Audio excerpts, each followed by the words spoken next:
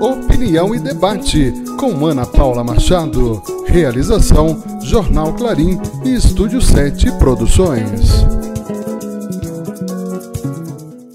No Opinião e Debate de hoje, nós conversamos com muito prazer com o juiz eleitoral da comarca de Araxá, Dr. Rodrigo da Fonseca Caríssimo. Nós vamos falar sobre todo esse processo que culmina agora com a mudança de prefeito em Araxá.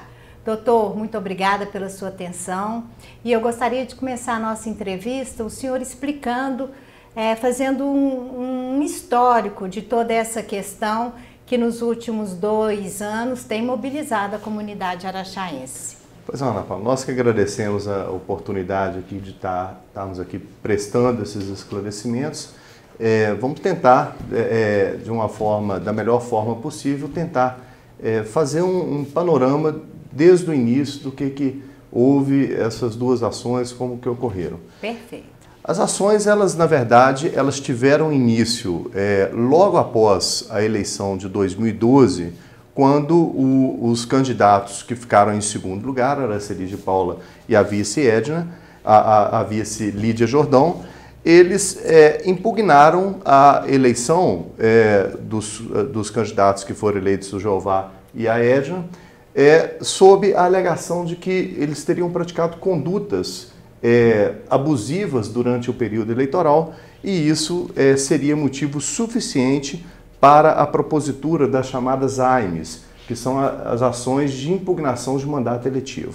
Doutor Rodrigo, e quais foram essas condutas? Pois são 2 processos. Perfeito. Em um dos processos, a conduta seria da doação de material de construção, né, em período que não era permitido, uma quantidade que extrapolou os limites da normalidade, e também a doação de blocos de cimentos. Houve um incremento dos insumos da fábrica municipal de blocos justamente naquele período eleitoral. E esse período é antes da realização das eleições? Esse período é o período 3 meses antes? 3 meses antes da eleição. Esses dados, inclusive, dessas despesas com esses materiais de construção, com os blocos, foram obtidos diretamente do portal da transparência da Prefeitura. Perfeito. Então, esse é um dos processos.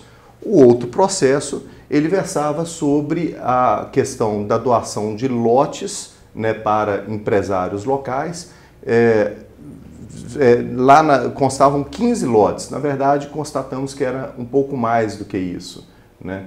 E também sobre a doação de lotes no denominado loteamento Nosso Lar, que foi onde foi constatado que o loteamento não existia, né? Perfeito. Em relação a esses lotes, essas doações também não poderiam ser feitas em ano eleitoral? Essa irregularidade? Exatamente essa irregularidade, que elas, no dia 28 de dezembro ou 29 de dezembro houve um sorteio de 500 famílias num ginásio aqui em Araxá que participaram desse sorteio desses lotes, né?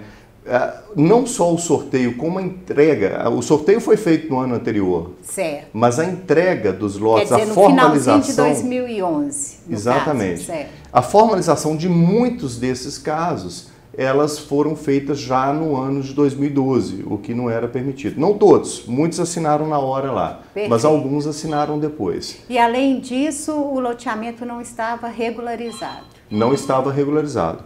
Nem sobre a questão fática, porque o loteamento não existia, e nem também sobre a questão jurídica, porque não havia formalização do loteamento lá no cartório de registro de imóveis. Essas ações, então, entraram na comarca de Araxá. Exatamente. A Justiça Eleitoral de Araxá analisou, no caso, o doutor, e o senhor constatou o cometimento dessas irregularidades. E daí para frente? Sim, no primeiro momento foi analisado pelo juiz eleitoral que nos antecedeu, o doutor Eduardo Guastini, e que, na ocasião, ele entendeu que não havia abuso de poder econômico nessas condutas. Ele entendeu que havia, sim, abuso de poder político. E, em face desse entendimento que não havia abuso de poder econômico, ele acabou extinguindo essas duas ações, né, sob o fundamento de que as AIMs, a ação de impugnação de mandato eletivo, não era o tipo de ação apropriada para discutir aquela questão. Uma questão eminentemente técnica jurídica. Perfeito. Né? Esse entendimento, houve um recurso do candidato Araceli e da sua vice Lídia Jordão, e isso foi para o tribunal. O tribunal entendeu por reformar aquela decisão anterior e devolver o processo para a primeira instância, ou seja, para o juiz eleitoral aqui de Araxá, que na época nós já havíamos assumido já a justiça eleitoral. Há um rodízio, não é? Há um rodízio, de 2 em 2 anos há uma troca de juízes eleitorais. E com isso, já com essa decisão do Tribunal Regional Eleitoral, nós instruímos o processo, ou seja, ouvimos as testemunhas, colhemos todas as provas e, ao final, chegamos à conclusão que aquelas condutas realmente elas estavam comprovadas, ocorreram, e além de estar comprovada, havia também não só o abuso de poder político, como também ficara configurado o abuso de poder econômico. Qual que é a diferença, doutor? O que é abuso político e abuso econômico? O abuso de poder político é quando o gestor ele utiliza da estrutura administrativa para praticar atos que, sob o ponto de vista eleitoral, não teriam grande influência. São ilícitos, são atos equivocados que podem gerar, inclusive, ações de improbidade administrativa, mas que não teriam um condão de provocar uma ação de impugnação de mandato eletivo. Okay. O abuso de poder econômico é quando já usa-se a máquina administrativa, e aí entra a questão do poder econômico para poder influenciar, dar uma vantagem a determinados eleitores e com isso trazer um desequilíbrio do pleito eleitoral, né? Por conta mesmo de uso indevido da máquina pública na questão financeira. Okay. Né? Então nós constatamos que a doação desses lotes foi feito, esses lotes foi numa área que houve uma desapropriação que custou aos cofres públicos algo em torno de 4 milhões, né, dessa desapropriação. Foi feita a desapropriação, foi feito logo depois o sorteio dessas áreas. Para as empresas privadas a mesma coisa, foi entregue a... Então isso tudo nós entendemos que havia sim um viés econômico e por isso nós, nas duas ações, nós entendemos que estavam configurados a questão do abuso de poder econômico depois que houve a instrução do processo e com isso culminou na cassação dos mandatos eletivos nos dois processos. Pela sentença do doutor Rodrigo. Sim, sim. E, inclusive, doutor, na ocasião, isso já fez com que o prefeito anterior, o doutor Jeová, deixasse o cargo pela primeira vez, assim que o senhor proferiu essa sentença, não foi isso? Não, na verdade, a primeira sentença, ela data de 12 de dezembro de 2013. E do outro processo... é do dia 16 de janeiro de 2014. O que na ocasião eu entendi por bem fazer? Não afastar o prefeito de forma imediata para que o tribunal pudesse, caso houvesse recurso, o tribunal pudesse confirmar ou não a sentença. Entendi. Então, num primeiro momento, nós não afastamos o prefeito. Esse primeiro momento foi o momento da sentença. Início de 2012. Início de 2012. Perfeito. Né? Então nós cassamos o mandato do prefeito, mas não o afastamos. Ele continuou no cargo. Exatamente. Não o afastamos de imediato.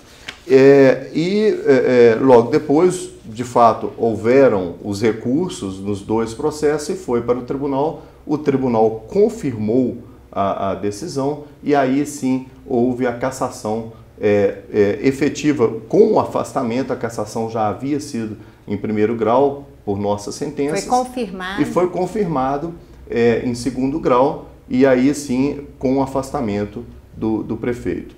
Logo depois houve um recurso, né, teve um embargo de declaração, houve um recurso para o TSE e que se concedeu o efeito suspensivo dessa decisão, de forma a garantir ao prefeito que permanecesse à frente do Poder Executivo até que houvesse o julgamento definitivo do TSE. Julgamento esse que somente veio a ocorrer agora recentemente e que nós estamos por hora, aguardando a publicação dessas decisões para que possamos tomar os próximos passos. Doutor, então no decorrer desse período, na verdade, o prefeito, antes dessa semana anterior, ele já tinha saído e retornado ao cargo por 2 vezes. Por 2 vezes, exatamente. Essa seria a terceira vez. Por conta desses recursos, houve o afastamento por 2 vezes, né, e agora já definitivo. É isso que eu ia perguntar. Há alguma possibilidade dessa decisão ainda mudar, ou é definitiva? Ou realmente vai haver a diplomação e a posse dos segundos colocados nas eleições de 2012? Existe no regimento interno do TCE um recurso denominado agravo regimental, que ele pode ser proposto 3 dias após a publicação dessas decisões, de forma a tentar levar essa questão para o plenário do TSE. Né? Então, o objetivo desse recurso seria exatamente esse. Não que haveria uma modificação substancial daquilo que foi decidido pela decisão monocrática do ministro relator, o ministro João Otávio Noronha, mas seria tentar levar o julgamento para o plenário. Né? Esse recurso não teria efeito suspensivo, ou seja, não haveria o retorno do Dr. Jeová para a frente do Poder Executivo até que houvesse o julgamento desse recurso. Né? Mas por ele já foi dito que não irá recorrer dessa questão, mas enfim, não traria também uma modificação substancial no que já foi decidido. Ok. E em razão então dessa decisão, quais são os procedimentos que a Justiça Eleitoral tomou e está tomando neste momento dessa questão? Nesse momento nós estamos aguardando a publicação dessas decisões. Já recebemos o comunicado oficial que as liminares perderam efeito, recebemos essa comunicação do TRE e imediatamente afastamos o prefeito e conduzimos o presidente da Câmara, Miguel Júnior, para assumir interinamente a prefeitura, por conta desse momento de transição que há necessidade de passarmos por isso. E com a publicação das decisões, aí sim nós vamos fazer a retotalização dos votos, que já havíamos feito em data anterior, e agora nós vamos fazer através de um procedimento interno, porque na vez anterior não houve qualquer impugnação ao procedimento, então não há necessidade de expedirmos edital com acompanhamento aí dos partidos políticos nem do Ministério Público, porque não houve impugnação anterior. E logo depois já marcamos a data da diplomação, que é possível talvez que seja feito numa única solenidade. A diplomação e a posse nós ainda temos que tratar desse assunto, se faremos numa única solenidade ou não, mas é possível que sim. Essa é a grande expectativa da população.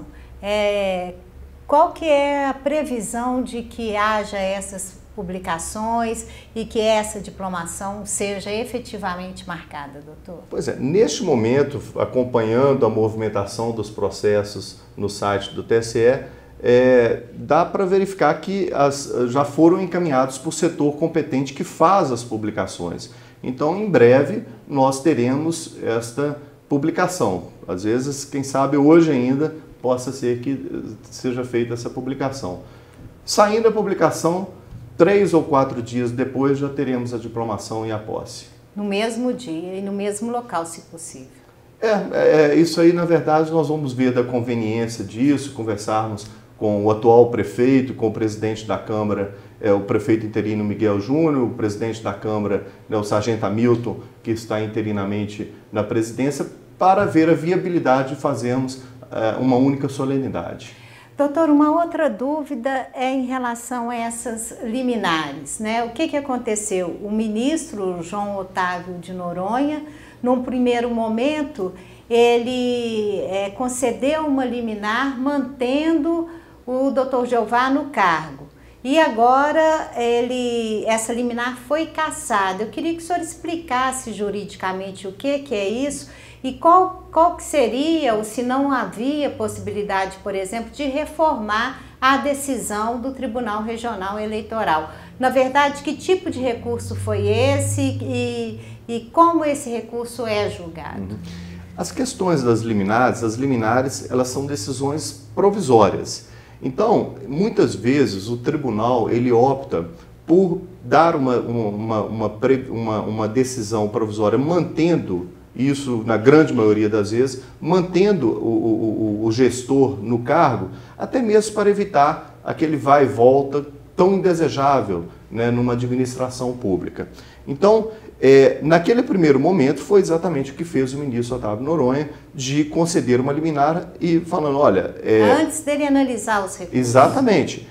Então, eu mantenho o prefeito no cargo até que eu possa fazer uma análise mais acurada, uma análise mais profunda do processo para decidir o que deve ser feito. E foi exatamente o que aconteceu. A decisão definitiva é essa, não, já tem toda uma análise. Cada processo tem mais 4 mil laudas, então tem toda a análise das provas, dos autos e tudo. E entendeu, no recurso especial, que a questão sobre o abuso de poder econômico foi perfeitamente enfrentada, tanto por nós, no primeiro grau, quanto no Tribunal Regional Eleitoral. E não havia nenhuma circunstância que afastasse essa questão do poder do abuso econômico. E com isso, ele negou o provimento aos recursos e manteve a cassação. Doutor, toda essa questão afeta a população, deixa a população muito dividida. Qual que é a perspectiva? Agora, de fato, a gente vai ter uma continuidade de governo, um momento de governabilidade a partir dessa diplomação? Sim, agora a questão é definitiva, né? Então, infelizmente, houve uma demora por conta da tramitação do processo, talvez o período eleitoral tenha também contribuído um pouco com o atraso, mas, enfim, agora a questão se tornou definitiva, né? Haverá uma administração durante esse restante aí do mandato, em torno de 2 anos, né? E isso traz para a cidade, para a administração pública, a tão desejável estabilidade, né, administrativa. Doutor, e uma última pergunta, como juiz eleitoral, como é que o senhor viu a realização dessas eleições de 2014, né, em nível de país? Inclusive, há especulações também em relação a essa questão da realização da eleição. Como é que a gente pode esperar, inclusive pela reforma política, né? O senhor acredita que ela vai ser discutida? Como é que o senhor vê essa questão toda em relação às eleições no país? Uhum. Sobre a questão das eleições, de uma forma geral, no país, nós, mais uma vez, nós acreditamos que a Justiça Eleitoral ela desempenhou bem o seu papel. Na verdade, o resultado foi divulgado 3 horas depois, tão somente por conta do atraso aí da diferença do fuso horário, do horário de verão lá no Acre, né? Mas, enfim, mais uma vez demonstrou-se, não só sobre o aspecto da segurança da votação eletrônica, quanto da celeridade da divulgação do resultado. Então, o Brasil, na verdade, está de parabéns pela Justiça Eleitoral, que é exemplo no mundo todo, né? Eu diria o mais avançado do mundo todo, né? Então, nós acreditamos que isso, outros países copiam o nosso modelo, né? Então, é algo que nós temos que aplaudir. Existe uma confiabilidade em todo esse processo eleitoral, apesar do tamanho do país, e a gente faz isso de forma rápida e segura. Exatamente. E existe o projeto para 2018, o sistema biométrico já está implantado em todo o país, né? Tivemos um ou outro problema no primeiro turno em relação a atraso e tal, mas é assim mesmo, isso vai se aperfeiçoando com o tempo e existe esse projeto para em 2018 já estar tudo pronto. Quanto à reforma política... O senhor acha que vai acontecer? Pois é algo, os temas são complexos, né? A reforma política em si, ela é bastante complexa. Então, há que se discutir, vale a pena fazer um plebiscito ou um referendo para ver essa questão. Na verdade, o referendo seria talvez a melhor opção, porque para consultar a população depois que já houver essa votação pelo Congresso Nacional. Porque as questões não são simples, são questões complexas para serem indagadas talvez num plebiscito. Muito obrigada, doutor. Até uma próxima oportunidade aqui no Clarim Web TV. Nós que agradecemos e estamos sempre à disposição aí de vocês. Muito obrigada. O Opinião e Debate volta na próxima semana com uma nova entrevista. Até lá e um grande abraço para vocês. Opinião e Debate, com Ana Paula Machado. Realização, Jornal Clarim e Estúdio 7 Produções.